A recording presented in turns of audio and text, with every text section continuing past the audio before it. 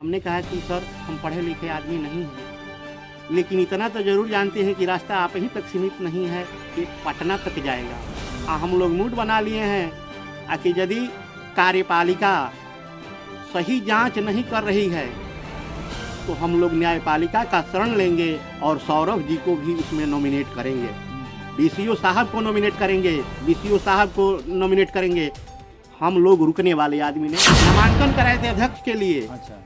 और सोचे कि रहेगा तो हमारा विरोध करेगा, तो उन्होंने उसका नाम कटवा दिया। तो क्यों नहीं 37 आदमी का नाम मृत को नाम काटा गया, जबकि कमलेश स्कूल को जोड़ दिया गया है।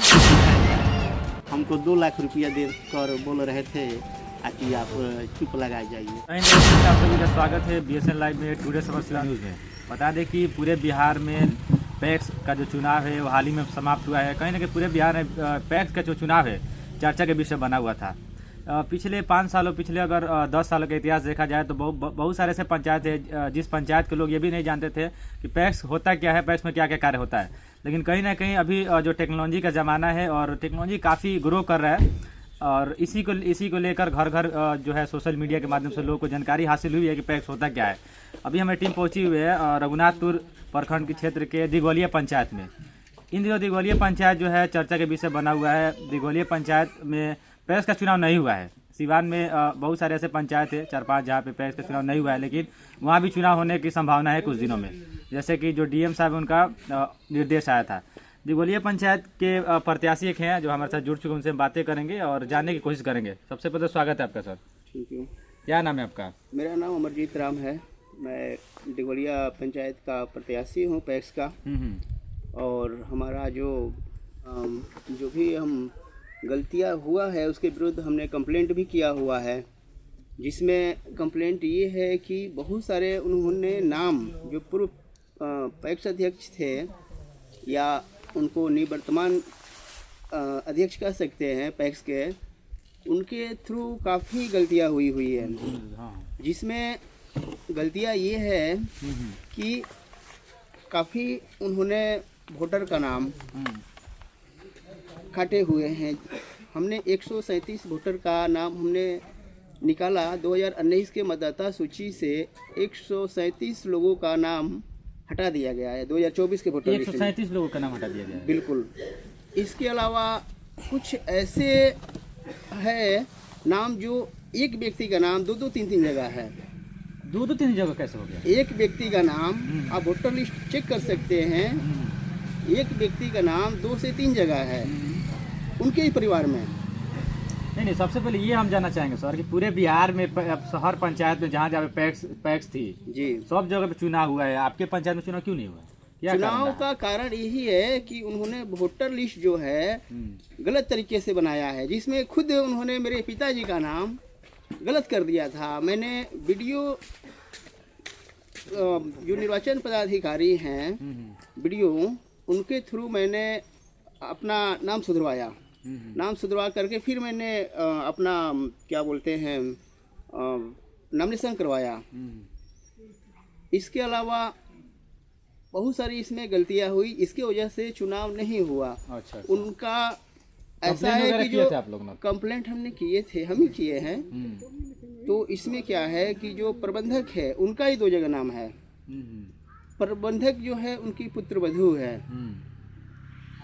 और अध्यक्ष रहते हुए, अध्यक्ष थे ही, उप निदेशक भी है कोऑपरेटिव के। इन्होंने तो यहाँ के पैक्स अध्यक्ष है नागेंद्र मिश्र जी। हाँ जी।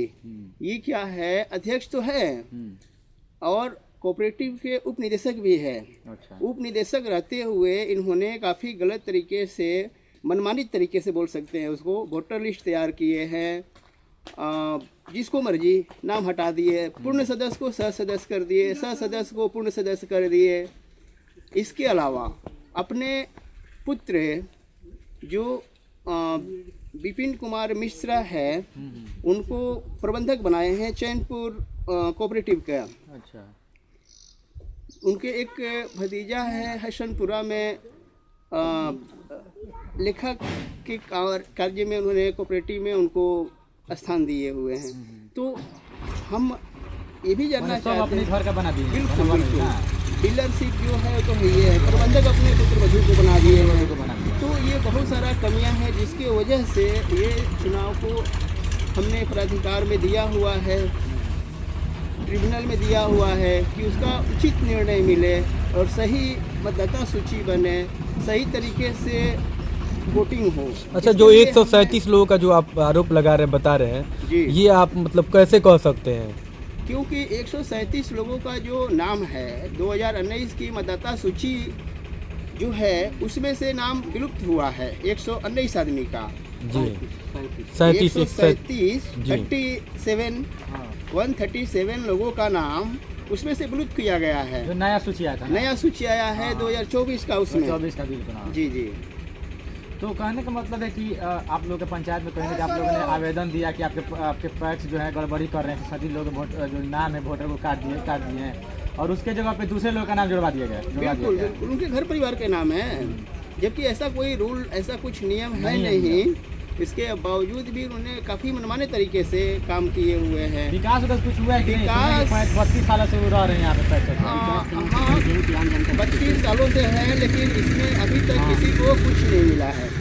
किसी भी परिवार से आप पता कर सकते हैं, पूरे पंचायत में आप घूमकर पता कर सकते हैं, जो सदस्य है उनसे आप डायरेक्ट जाकर पूछ सकते हैं, उसमें किसी को कुछ नहीं मिला हुआ। तो फिर आखिर 32 सालों से लोगों का वो भरोसा जीत करके आखिर कैसे है अपने सीट पे? ये सबको अंधेरे में रखे हुए थे। ये तो अभी भी बोलते हैं कि इसमें कुछ नहीं आता है, कुछ नहीं मिलता है। अब किसी भी जनता से पूछ सकते हैं। इनका कहना है उसमें ये तो हमें भी रोक लगा रहे थे चुनाव लड़ने के लिए। अच्छा, कि मतलब इसमें कुछ नहीं है, इसमें कुछ आता नहीं है, कुछ इसमें मिलता नहीं है। किसानों को आज तक एक पैसे का, एक चवन्नी किसानों को कुछ प्रॉफिट नहीं मिला है जी, जबकि पैक्स में तो सब कुछ आता है, जबकि कुछ नहीं मिला है। आप किसी सदस्य से जाकर पता कर सकते हैं, बहुत सारे सदस्य आपको मिलेंगे, आप उनसे पता कर सकते हैं, कुछ नहीं दिए हैं, अभी तक किसी को कुछ नहीं मिला है। अच्छा, गोदाम उदाम बना है पैक्स का? नहीं, यहाँ पर हमारे पंचायत के अंतर्गत कहीं भी गोडाउन नहीं है। ट्रैक्टर वगैरह तो देते होंगे खेत वगैरह जोतने? टैक्स से निकाला हुआ ट्रैक्टर है और ये उल्टा किसानों से पैसा लेते हैं, उसकी जुताई करते हैं तो अपना खेती करते हैं। अच्छा, लेकिन जो किसानों को प्रॉफिट होता है बिल्कुल आज तक ना यूरिया खाद, कुछ बीज वगैरह कुछ नहीं। अच्छा, कोई जानकारी नहीं। चलिए सर, जैसे कि आपको बता दें कि जिस प्रकार से आप लोगों ने आवेदन दिया था, कहीं ना कहीं आप लोग लड़ाई लड़ रहे थे इनके खिलाफ जी, तो कहीं ना कहीं प्रशासन का भी जो पदाधिकारी हैं, जो हमारे जो जिला के जो पदाधिकारी हैं, उनका भी उन्होंने भी गठन किया एक इस पे टीम और इस पे कार्रवाई की। तो कहीं ना कहीं उन्होंने भी पाया कि नहीं, यह सही है कि इन्होंने जो अध्यक्ष हैं यहाँ के वर्तमान पैक्स अध्यक्ष 137 वोटरों का नाम काटा है जी। तो उनपे भी कहीं ना कहीं कार्रवाई करने के भी पेपर में भी आज निकला था, दैनिक जागरण में भी देखने को मिला है जी। तो क्या लग रहा है, कार्रवाई होगा कि नहीं होगा? अब ये कार्रवाई तो देखिए हम लोग अपने हिसाब से हम लोग दिए हुए हैं। अब वो तो प्रशासन, क्योंकि जिला सहकारिता विभाग पदाधिकारी जो सौरभ कुमार हैं, चाहे डीडीसी जी हैं, इन दोनों के नेतृत्व में ये सारे काम हुआ है। देखिए हम लोग तो सिर्फ अपनी जो कंप्लेंट थी वो हमने दर्ज किए हुए हैं। अब जांच कर रहे हैं, नहीं कर रहे हैं, जांच क्या तो हो गया है, करेंगे? फैसला तो हो गया है कि ये गलत पाए गए हैं, इसमें कोई दूर नहीं है। गलत पाए गए तो कार्रवाई होनी चाहिए। ये तो हम लोग मांग करेंगे कि इनके खिलाफ कार्रवाई होनी चाहिए। अगर गलत किए तो क्यों किए हैं? सरकार ने अल्टीमेटम दिया है ना, अल्टीमेटम दिया, उसी के तहत है। तो अब ये अपना सफाई देंगे, उसमें हम क्या कह सकते हैं? वो तो वो करेंगे जो भी करेंगे, वो तो जो भी सुधार करना है उनको करना है। ठीक, चलिए और भी कुछ लोग उनसे हम बातें करेंगे। तो देख सकते हैं जो यहाँ के जो प्रत्याशी हैं, वर्तमान प्रत्याशी जो पैक्स से चुनाव लड़ेंगे, उनसे भी बातें हुई किस प्रकार से उनके पंचायत में जो घोटाला चल रहा था, जो गड़बड़ चल रहा था। कहीं ना कहीं 32 सालों से वर्तमान पैक्स अध्यक्ष हैं नागेंद्र मिश्रा जी यहाँ के, लेकिन इनके पंचायत में जो पैक्स से जिस तरह से कार्य होना चाहिए, कृषि से संबंधित जो कार्य होना चाहिए धरातल पे, उस तरह के कार्य नहीं है। और बहुत सारे जनता से भी हमारी बातें हुई और दिघवलिया पंचायत से भी आते हैं, इनसे भी हम बात करेंगे। व्यक्ति हमारे साथ जुड़ चुके हैं। क्या नाम है सर आपका? मेरा नाम मंटू मिसिर है। अच्छा, मंटू मिश्रा जी, क्या कहिएगा, पैक्स का चुनाव कहीं ना कहीं आपके पंचायत में नहीं हुआ, कुछ गड़बड़ चल रहा था आपके पंचायत में 137 वोटरों को लेकर? विगत 32 वर्षों से हमारे श्री मिश्र पैक्स के अध्यक्ष हैं और उनके कार्यकाल में यदि एक भी किसान लाभुकों को यदि कोई लाभ मिला है तो पूरे पैक्स में एक जनता जनार्दन को ये लाभ नहीं मिला है। एक भी आदमी का लाभ? एक आदमी का लाभ नहीं मिला है। उनके जितने चहेते लोग हैं उन्हीं को वो सह सदस्य बनाए हैं, पूर्ण सदस्य बनाए हैं परिवारवाद हम जानते थे कि लोकसभा और विधानसभा तक सीमित है, अच्छा। लेकिन पूरा परिवारवाद में अपने पुत्र विपिन कुमार मिश्र को शाखा प्रबंधक चैनपुर, भतीजाबाद में प्रतीक कुमार मिश्र को लेखाकार या कैशियर जो भी पद पर हसनपुरा में पदस्थापित कराए हैं, चयनित कराए हैं। और जहाँ तक रही नियमावली के तहत यह वर्तमान बीसीओ द्वारा मैंने मौखिक पूछताछ किया तो उनके द्वारा कहा गया कि रिश्तेदार तक अध्यक्ष के प्रबंधक नहीं रहेंगे नियम है जी। तो नियमावली के धज्जियाँ उड़ाते हुए श्री मिश्र, क्योंकि राजनीति में महारत है हासिल है उनको, और कहते हैं कि कानून तो हमारा बंडी के बगली में है, ये कहते हैं। हाँ कहते हैं। और उनके कार्यकाल में हम 2003 के मुखिया थे वो। तो जहाँ तक पढ़े लिखे तो हम कम हैं, लेकिन इतना ज़रूर कहेंगे कि पहले लोग मैट्रिक पास करते हैं, उसके बाद इंटर पास करते हैं। बिल्कुल। और एक हीरालाल राम को इंटर पास के बाद मैट्रिक पास पर वे बहाली किए हैं, जिनका हमारे पास नहीं पूरे सीवान जिला के जनता जनार्दन जानती हैं। रही बात उनके बारे में तो छोटा मुंह बड़ी बात कहने में शर्म आती हैं, लेकिन उनके बारे में जितना भी हम कुछ कहेंगे वह कम रहेगा, क्योंकि केवल अपना रोटी सेकना, अपने चहेते लोगों का नाम देना। क्या पूरे पंचायत में 5 गांव हैं, 5 गांव में केवल 40 वोट उनके घर में हैं, उनके बहन का, उनके मामा का, उनके भगिनी का।